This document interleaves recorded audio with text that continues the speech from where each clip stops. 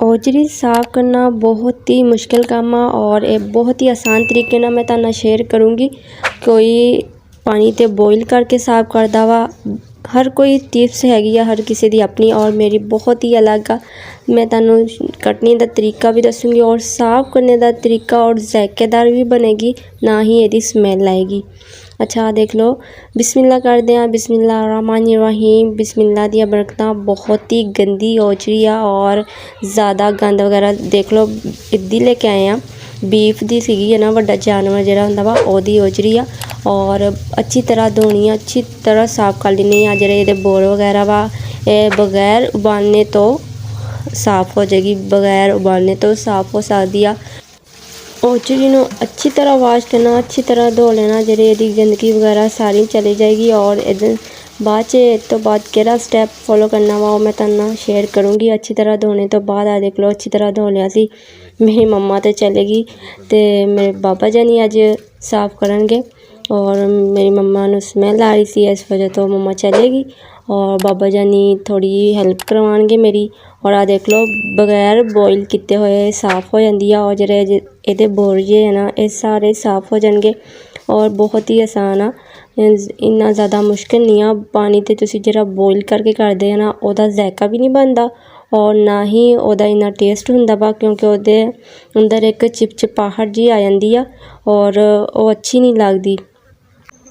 बहुत ही आसान आ इदा और इहदा आ देखो बोर वगैरह सारे उतर जांदे आ और पानी ते डिप करदे आ तुसीं बॉयल करके साफ़ ते हो जांदी है, पर ओनू ओह्दा तुहानू टेस्ट भी नहीं इन्ना मिलेगा और ना ही ओह्दा इन्ना जायका होएगा। पर तुसीं इदा पकाओगे ना इन्नी ज़बरदस्त बनेगी और इहदी रेसिपी किद्दां पकाने दी मैं ओह् भी तुहानू शेयर करूँगी। और छोटे छोटे पीस कर लेने और तुसीं इस तरह करके साफ़ कर लेनी आ। थोड़ा जिहा तुहानू मुश्किल लग्गेआ अगर तुसीं करोगे तो हर कम्म आसान ही हुंदा वा। देखण नू लगदा वा कि साडे कोल नहीं होना, पर जदों तुसीं करोगे ना बहुत आसान आ। मैं खुद भी कर लैंदी आ क्योंकि मैं वीडियो बना रही सी, मोबाइल पकड़िया होया वा इस तो मैं खुद नहीं कर सकी ते मैं मम्मा नू कहा, मम्मा नू स्मैल आ रही थी तो बाबा जानी आ गए और चलो जी साफ़ हो चुकी है सारी। आ देखो सारी गंदगी वगैरह निकल गई इहदी और अच्छी तरह वाश कर लेनी है। अगर तुसीं मेरे चैनल ते नवें हो तो जल्दी ना जाके मेरे चैनल नू सबसक्राइब कर दिओ और नाल ही बैल आइकन दा बटन प्रेस कर दिओ ताकि तुहानू हर आने वाली वीडियो मिल सके। अच्छा तुसीं पानी बिल्कुल खुला इस्तेमाल करना वा, खुले पानी नाल धोएगी और साफ़ हो जाएगी अच्छी तरह। और जेह्ड़े इहदे शीशे वगैरह जेह्ड़े इहदे हजे हैगे आ ओह् भी साफ़ करने अच्छी तरह धोने तो बाद। आ देखो इस तरह तुसीं हत्थ नाल साफ़ कर सकदे, हत्थ नाल उतार सकदे आ, यानी तुसीं छुरी दी मदद नाल भी कर सकदे आ। अगर तुहानू साफ़ करने दा तरीका आंदा तुसीं हत्थ नाल कर सकदे आ। मेरी मम्मा नू मैं फिर बुला लिया कि मम्मा ना बाबा ते चल गया, कोई फ्रेंड आया सी उन्हां दा बुलान ते ओह् चले गए ते मैं कहा मम्मा 2 मिनट वास्ते मेरी हेल्प कर दो, स्मैल नू थोड़ा जिहा बर्दाश्त कर लिओ। पर इहदी स्मैल ख़त्म होने दा तरीका मैं तुहानू दसूँगी एंड ते, ठीक है ना।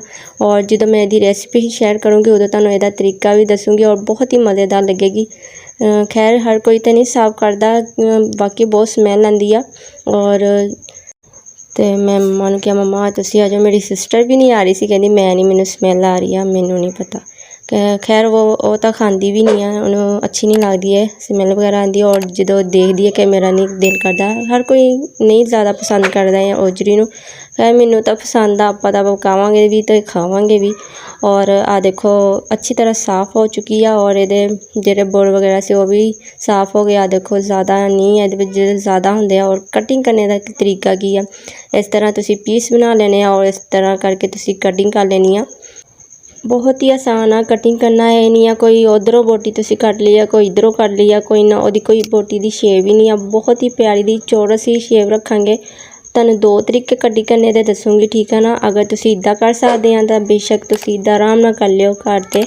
अगर तुहानू इदां नहीं करनी आंदी तां मैं दूसरा तरीका भी तुहाडे नाल शेयर करूँगी। और आ देखो माशाल्लाह चौरस बोटी हो जांदी है। और अगर तुहानू इदां करने आंदा वा तां इदां पीस बना के रख लेने आ तुसीं और उन्होंने कट लेना वा छुरी नाल। छुरी नू अपने पाँव ते अच्छी तरह पकड़ लेनी है और तुसीं ओहदे पीस छोटे छोटे बना लेने आ, चौरस ही है, और ओहदे बोटी एक एक करके तुसीं कट्टी जानी आ। बहुत ही ईजी आ बहुत आसान तरीका वा, अगर तुसी कोशिश करोगे तो इंशाल्लाह जल्दी आ जाएगा। और आ देखो अच्छी तरह कटिंग हो चुकी है और आ देखो बहुत ही साफ़ सुथरी आ, बहुत ही ज़बरदस्त बनेगी। ये स्मैल ख़त्म करने का तरीका मैं तुहानू दसूँगी अगली रेसिपी ते, और कुकिंग करना भी दसूँगी, बहुत ही मज़ेदार बनेगी। और मेरे चैनल को सबसक्राइब कर दियो, नाल ही बेल आइकन दा बटन प्रेस कर दियो ताकि तुहानू हर आने वाली वीडियो मिल सके। अपना बहुत सारा ख्याल रखियो, असीं फिर मिलांगे नवे चस्के दे नाल नवी रेसिपी दे नाल। ओके, अल्लाह हाफिज़।